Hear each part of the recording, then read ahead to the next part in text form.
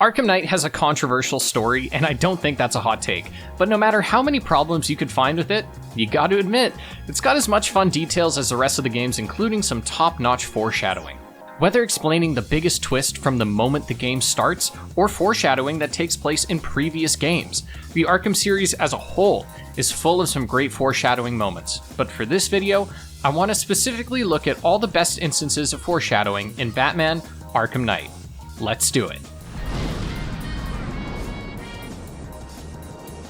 The opening to the game within Paulie's Diner is insane, not only because it's one of the more unique openings, but because there is a ridiculous amount of detail packed into this place. I don't even know if I can list all of them, but I'll do my best.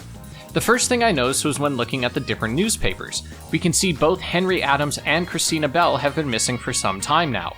We can also see some signs for Johnny Carisma and a fight with Albert King that got conveniently cancelled. Obviously, because he's turning into the jonkler. This is obviously foreshadowing their involvement in the story, and the details like this continue into the decorations. These decorations, placed front and center, tell you everything about the story. There's a swarm of bats representative of the different Batman-related characters, and two ghosts representative of the Joker, a literal ghost in this case, and of course, Jason, who is a ghost from Batman's past. Orchestrating it all is a Scarecrow, standing above a plant who is Ivy. My god, I love this detail so much. Finally, and perhaps this one is a little obvious, but even if we don't know who the Arkham Knight is, we get a big hint out of the gate, which is that the Arkham Knight is potentially Red Hood. Because, well, look at his hood. I want to say this is just a coincidence, but since the game files have this character named Jason, I can't help but feel that this was an intentional decision.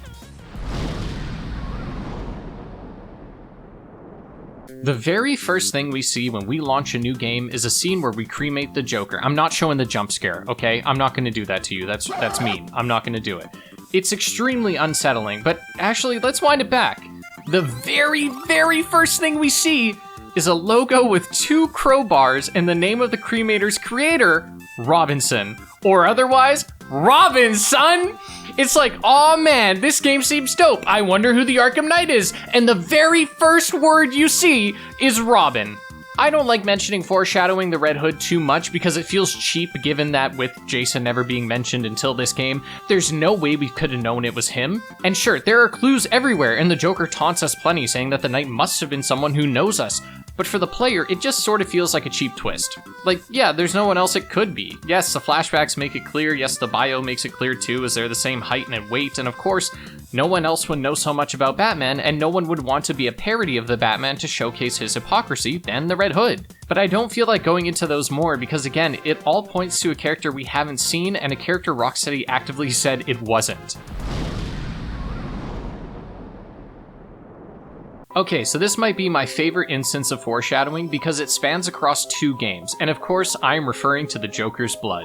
In Arkham City, it's a major plot point because it's killing Batman, and it's only in Night that we get the visions of the Joker. Or is it? After the legendary Mr. Freeze fight, we begin punching Victor, but are interrupted when we instead see the Joker laughing at us. This was always a part of the game that confused me. Don't get me wrong, it was cool, but it was definitely out of place given that the game didn't dive into the psychological themes like Arkham Knight did. However, we can look at this as the first time that Batman experiences the Joker's blood infecting his mind. Our goal in Arkham City is to cure the poison that is in the Joker's blood, and so the antidote clears up that poison, but it doesn't remove the Joker's blood, which is why we see him in Night, and even once again punch him as we punch Jason in the same way. It's also important to note that during the Hush side quest in Arkham City, Barbara will actually question if Bruce is truly committing these murders that are actually being committed by Hush. But how can you actually be sure that it wasn't you who killed those people? I mean, they were your fingerprints at the scene. What did you say? Not intentionally, but clearly you're not well. That place is full of maniacs who could take advantage of a situation like that. Think about it. What if Crane got to you again? You know Strange's reputation. Maybe he planted the idea back when you met him. I thought this was out of character from Barbara at first, but this could be hinting at how the Joker's blood makes people act more violent, as seen in the newspaper clippings that feature Christina Bell as a CEO killer. There's some more foreshadowing in Arkham City, such as Scarecrow's boat, the message from Azrael, Hush, all of that, but I think I'll save that for when we talk about the foreshadowing in Arkham City. Arkham Asylum is brought up plenty throughout the game, especially since Joker is around so much, but the game actually references Asylum directly, not City. Think about when fighting Johnny Carisma and the age-old phrase, "Take me on home to the Asylum." Well, the Joker does go back to the Asylum by the end of the game, and better yet, is defeated in the Asylum too. Sort of, it's in Batman's mind, but you get what I mean. Now, in fairness, he mentions City in this song, so maybe it's not deliberate, but what definitely is that when revealing the Knight's identity, Joker talks about eventually going back to the Asylum, and that is no coincidence, especially given that this happens in such close proximity to the ending. Throughout the game, Scarecrow makes his plan quite clear to you. He wants to drown the city in fear, have his allies turn on you, and expose Batman before killing him. What I find particularly interesting about this is that he actually pulls all of it off, City of Fear included. Sure, Batman does win in the end, but Jason is one of the people he trusted most and betrayed him, becoming the Arkham Knight. The city was indeed drowned in fear, even if Batman was eventually able to stop it. Now you might be thinking that he didn't kill Batman, but he kind of did. Sure, he didn't physically kill him, but he spiritually killed the Batman by revealing him to be Bruce Wayne. Not only do the criminals not fear you like they used to, but Batman even fakes his death, meaning that, from Scarecrow's perspective, despite ultimately ending up in prison and probably traumatized, he did achieve everything he set out to do. One of the coolest endings to any superhero game is when you achieve full Nightfall Protocol. We get Bruce returning home, blowing his shit smooth off, and then letting Gotham rest easy for a bit, believing that Bruce Wayne and the Batman are dead.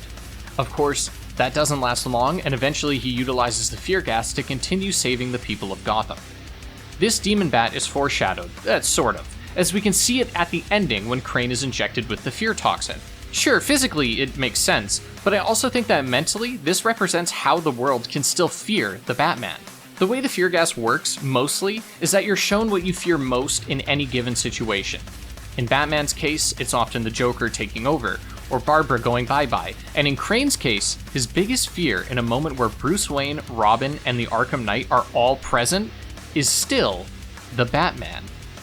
I believe this is why Batman's fear toxin strategy works, because the people of Gotham, even if they don't actively fear the Batman like they used to, they still fear the idea, and the myth itself still holds some significance, even if they are a bit disillusioned with the whole thing. It also foreshadows stuff in Suicide Squad, but I don't care, let's move on. This one comes from a YouTuber by the name of Benny Silverhand, who showed this clip. Harley ain't taking down Batman, not in a million years. There's something else. Like what? Damned if I know. Maybe she found a psychic and Joker's talking to her from beyond the grave. This obviously foreshadows how Henry Adams was helping Harley, and likely contacted her from within Panessa Studios to come help him. This twist is foreshadowed even more when we consider how quickly Henry Adams is able to operate the camera system, even mentioning that it comes to him rather quickly. Computers really aren't my specialty.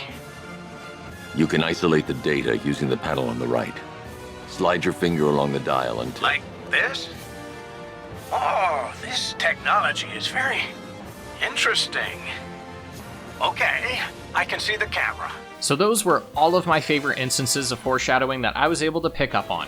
If you have any that you want to mention about this game or any of the other Arkham games, feel free to leave them down below, and who knows, it might make it into a future video.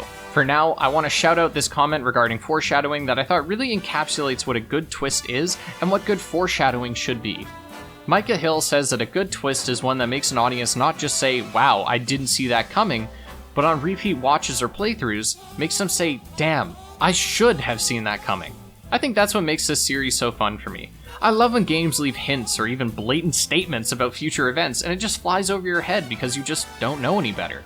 If a clue is too good, then the twist is ruined, but if done just right, then it enhances the product tenfold. Thank you so much for watching this video, and I hope you have an excellent rest of your day.